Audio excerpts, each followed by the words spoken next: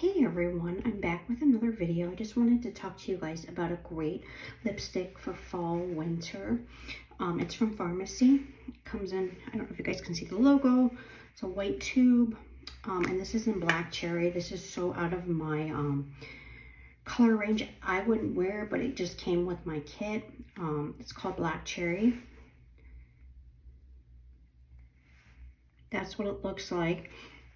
It's a soft texture. It has an extra shiny finish, and it's free of gluten, paraben, and heavy metal. So I don't have a lip liner. I just wanted to apply it, and I really like that it's, like I said, it's a soft texture.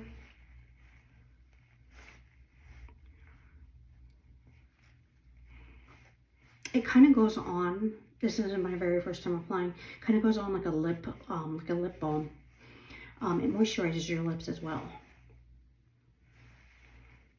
And that is the Black Cherry from Pharmacy. So that's the finished look. Thank you.